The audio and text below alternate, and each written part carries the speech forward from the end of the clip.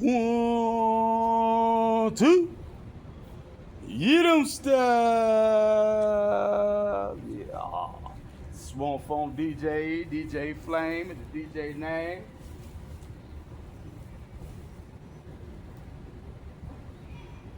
Friday fish fry. If we don't get rained out or any other emergencies, Friday fish fry. The one Assad Mukhasin on the grill, at the grease, jerk chicken, and some more stuff. I started to add something to the menu, but I really don't like to commercially cook food for people.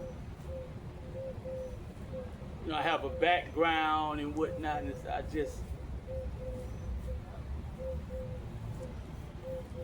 anyway, fish fry, 5245 Northwest 7th Ave, right across from the U-Haul, Miami, Florida, 33127. Gotta watch them snakes in the grass, baby. They got some quick ones out here too, boy. I see 2 black ones. Woo! 2 different occasions. I seen about 3 brown on 3 different occasions. Man, them black must be probably racer. They're probably racing. I went and researched based on what I spied, what I saw, and I went and looked. I think that fit more the description of a racer, and he was quick as lightning.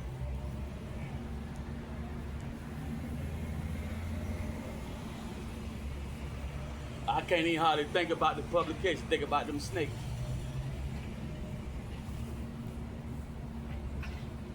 Gotta watch them snakes in the grass. A lot of tarot readers talking about them snakes in the grass. Empress Eva, out there in Texas right now. Brittany, the intuitive cosmic wifey, whatever her name is. Brit Brat, talking about them snakes in the grass. Linda likes tarot, right? Secret release, talk about them snakes in the grass.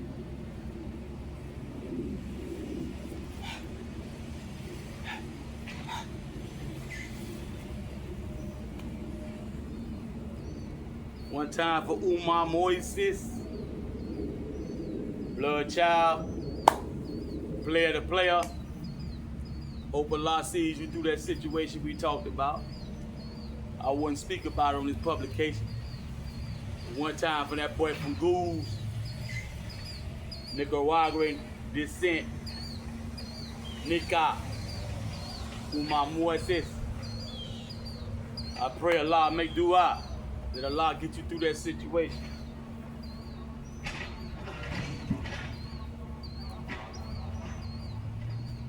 This grass pretty high. It's been raining a lot. When it rains a lot, that grass grow real quick. Can they see this tree? I don't think they can see that. They can barely see me.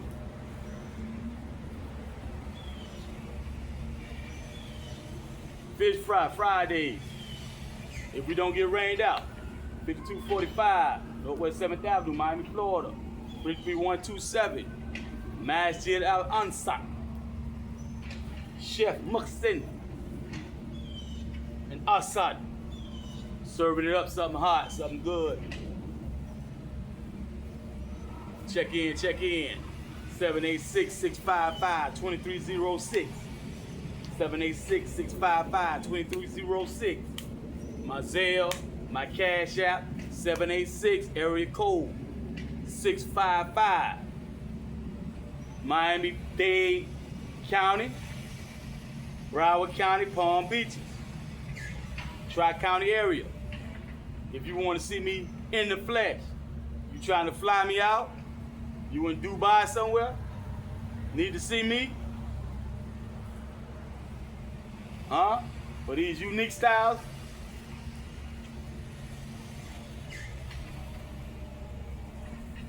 got a lot going on. Got a lot going on with this YouTube. It's for YouTube. I'll probably put that flyer up there. I mean that business card is like a flyer. I'll probably post that up there. I'm telling you, I can't even think straight, man. The grass pretty hot, boy. I think what I'm gonna do is change this angle. Make it safe for me. Change this. I can't even. I'm serious. I thought I was gonna be looking around the ground every now and then. Shit, I can't take my eye off the ground. There's some quick snakes out here, but the only thing on my mind is what I promised myself I wouldn't make this publication about. I promised myself I wouldn't make that I wouldn't send the publication around that. I usually touch on that type of stuff. That's the only thing in the forefront of my mind right now. Every time I try to move on, I get befuddled in the mind. So, I'm gonna say this. Like I've said before. You got ShawtyRed Incorporated. I hope you can hear me, because Hollandale police don't play. ShawtyRed Incorporated. Share. Headed by Minister Anthony Durden. That dedicate a good portion of his time to outreach to the youth and homeless as well. Drug addiction, NA, AA, homelessness, and the youth intervention, early intervention like type program or whatever, any stage, right? Minister Anthony Durden, the Circle of Brotherhood. Brother Lyle, NOI, Nation of Islam. There's some more brothers out the nation. World, last time I checked in. World, Sunny Sweets. Blade, from Brothers of the Same Mind. And quite a few other brothers are part of that Circle of Brotherhood. Minister Anthony Durden as well.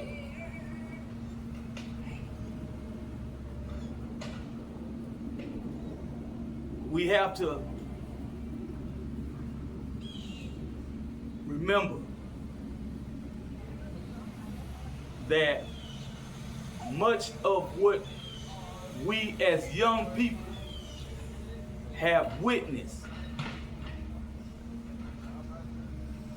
a movie, a television show or something like that, more likely where it's coming from is some music. Especially the rap music, the movies, the TV shows. Even going way back to the 40s and 30s, old TV shows, they got the same racy material. Cops and robbers, shoot 'em up, bang, bang, mafioso, all this kind of stuff. But we have to remember, snap out of that. Always remind yourself. Every time you watch, and anytime you watch it with young people, these days, most things we watch, we can pause it. Very few of us watch an actual TV. ABC, CBS, NBC plugged into the wall with the antenna like TV. Most of us got the capability to pause what we watch, because we like to select our own program for the day and the week. When you have people younger than you, and you know better, you should always remind them how outdated the things are that the criminals are doing on this media, the film music, movies, and the media type stuff, Netflix, wherever it's coming from. You got to remind them. And it would do you some good, especially when it's like a nephew or a little brother and stuff like that, son, stepson and all that. Do you some good for you yourself. Start reading up on these cases. Get you an app that comes directly to your phone. Kind of like a reminder. They'll send something, beep, and make a notification sound. You look at it, open it up. You need to read that whole article. Sometimes it's something you can listen to. The best information, a lot of times, what you read. So take out, you listen to, because some of y'all are very busy. You don't have much time. You're juggling all these tasks. But you need to be up on what they are doing so you can help those you are in charge of or over, as a father, whatever, big brother, whatever you are, uncle, neighbor, or something. Because you know this age of technology, man, all kind of stuff just slipping, just coming out there. And when I was a young adult, at 21, they had just came out with quite a few movies that were in the modern setting of that time. 1994, I turned 21. So by around that time, quite a few movies came out where the setting, the scene, was in that time period. Or it might flash back to the 80s or something like that, then pop back up to the 90s. I'm saying this because these things had more of an influence.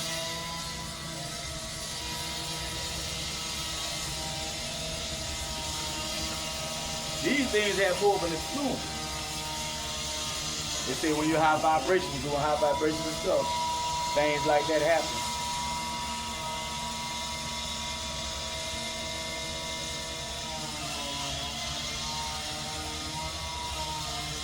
These things have more of an influence on the younger mind, even some of the adults. Kind of got wrapped up, a lot of them, too many. Don't goof around, that's too much there. So,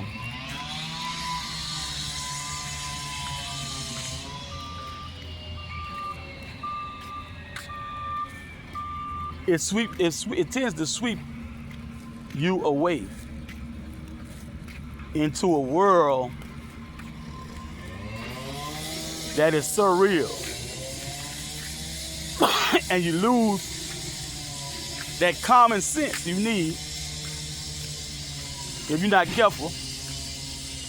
And you will cease to be grounded in your thinking. As a man thinketh in his heart, so is he. We watch our thoughts because our thoughts become words. Our words become actions. And our actions become a character. Our character shapes our destiny. Too many people have heard the exact quote I just quoted. I remember Zig Ziglar quoted one time, but I forget who actually wrote the book, As a Man Thinketh. Too many people have heard what I'm saying right now. And I was raised around people around my age who had the same access to what I had, because the teachers and whatever, a minister, somebody was talking to everybody at the same time. And you had to be quiet. If you wasn't, they'll hurry up and get you quiet and go back to talking. You couldn't sleep. You couldn't have on headphones. You know? Fidgeting and fiddling with stuff. You had to look like you was paying attention. And so many people have been guided. And many of these people were very good people, I point out. It's some people better than me. I shouldn't use myself as an example, but better than who? Martin Luther King or somebody like that, you know. Better than some of the best people we know that made the history books. And they are in jail. Because not just saying, hey man, I'm gonna make a conscious decision to not do, you know, certain things. I mean, it's a lot of things you end up incarcerated for. Don't make you a bad person. It's a lot of things you can end up. A lot of things can happen. Don't really mean it's not always your fault. So of course I'm not talking about things like that. But it's too many of us who are incarcerated for things that they themselves would say, man, I told myself, oh man, I spend a lot of time with a lot of those type. And a lot of them, they're going to get, if they of the Christian doctrine, they're going to get saved by the blood. Oh, that blood. Go get back in love with Jesus. You know. And some of them will tell you in their testimony that they X amount of time around. So I didn't start hearing this live as an incarcerated person myself until around 93. 93, 94 is the time they started talking about the bitch. They started saying we're gonna habitualize any one with a record. If they see definitely like 3 to 4 or more of the same type of charge. And when they came up with the habitual violent offender, they kind of cheated because you could have different charges that fall under different statutes, but they all violent. So you might have a DMV, or maybe a fight at school or something, or maybe resisting arrest with violence or something like that. That's 3 right there. All of those were violent. Even though those are actually fall under different statutes. So the habitual violent offender, the timing was crazy because, like I mentioned earlier, this is my first time really starting to do time for a good little while, like 21 days or better.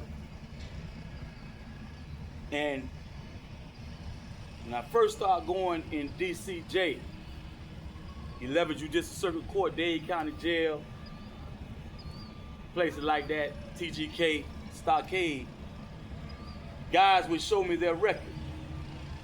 And they had very lengthy records. And they used to laugh at me about how serious I was about not catching any charge for anything.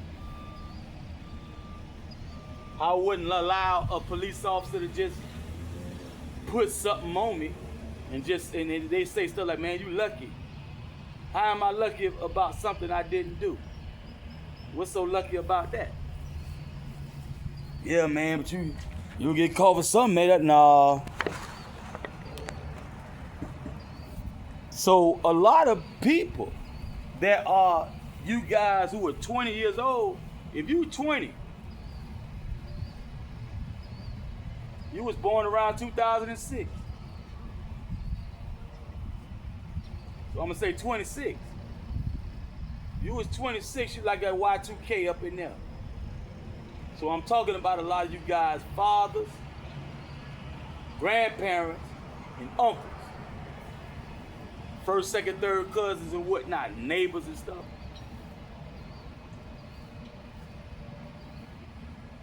They started that at a time when people were conditioned to getting cases thrown out. You can put your hands on your woman. She can show up in court and say it was just a misunderstanding. I hit him first. I threw hot water on them in the bed and stayed to pick it up.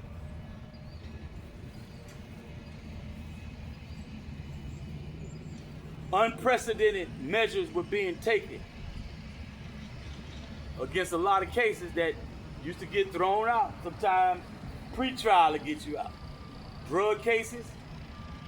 I can't count how many guys showed me their record right before this got, they really start pushing.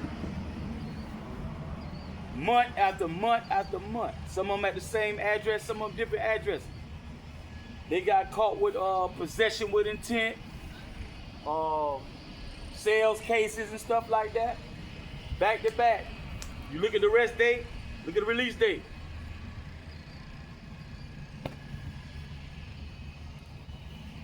We in Miami,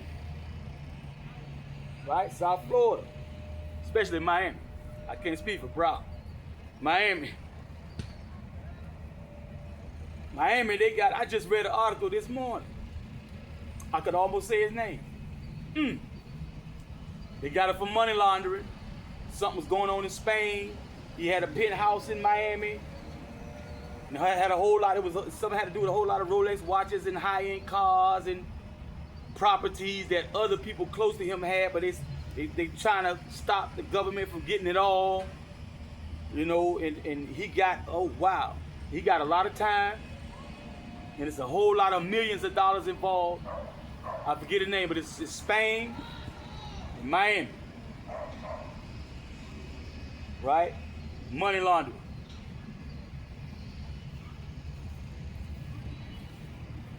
That's the type of stuff that Miami, who has a limited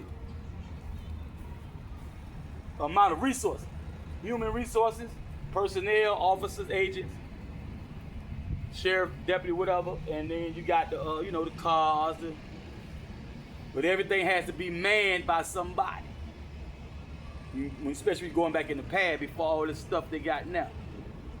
You know, you got binoculars and you got all kind of stuff. You even got tanks now. But a human body sworn in has to be in there working that thing. So, of course, it wouldn't make sense to be foot chasing all the low-level dealers 24 hours a day, 7 days a week, yet all the drugs coming in the country 24 hours a day, 7 days a week. So, under those circumstances, but what happened, the war on drugs that was set off by maybe Nixon or the president, right, the administration right before Nixon, that war on drugs took a turn up. They turned up the knob on it around 93, 94.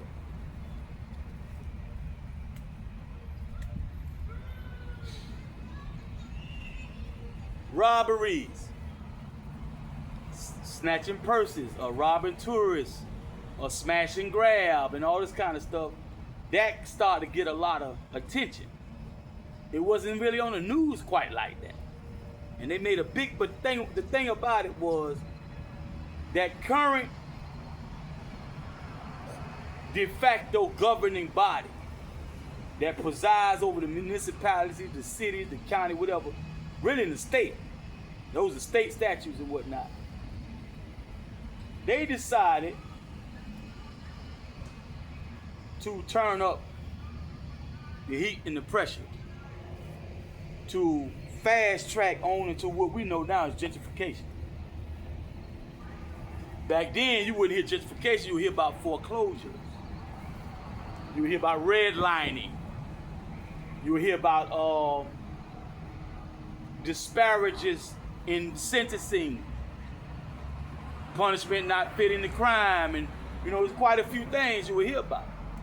The bias test, the racially biased standardized tests that they gave to the students in school. School overcrowding. You will hear about them dumbing them down. 1993, 94. They are dumbing the students down as if they had not already done that.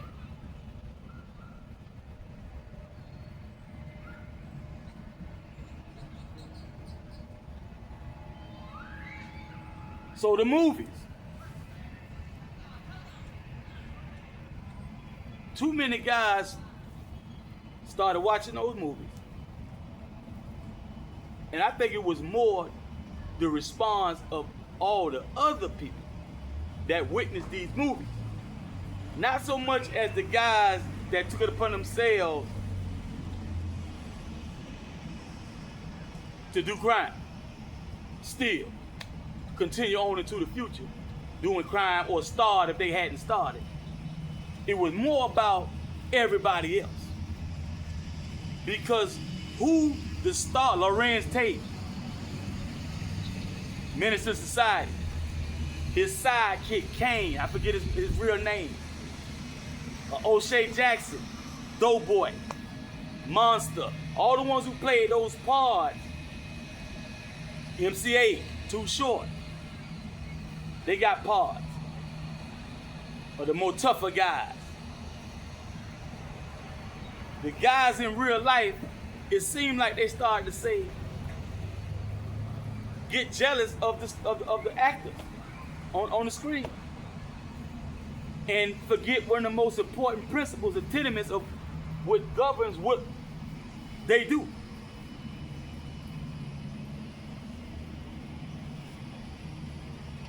Right? Italians call it omertà. We call it G-code. But guys started to get more showy about what they was doing. They wanted people to know for the wrong reason. They wanted to be a star. They were actually jealous of the Hollywood actors. Now you got Gene Deal, Jaguar Wright, Big CC, the bodyguard for Puffy, ex-bodyguard, telling you straight up with a lot of those Hollywood types and all that entertainment, sports and all that, what they had to do to get that gig. When I was raised up, in my earshot, in my eyesight, in my sphere of influence, most heterosexual guys that really was that, really wasn't trying to deal with all that, you know, and a lot of times they would call out the older ones. And some of them come up in the conversation with Jaguar Wright and Gene Deal. Jaguar Wright knows quite a bit. You might hear her talking about Luther Vandross. They see these are older people. Clive just passed away. So they stretched way back. And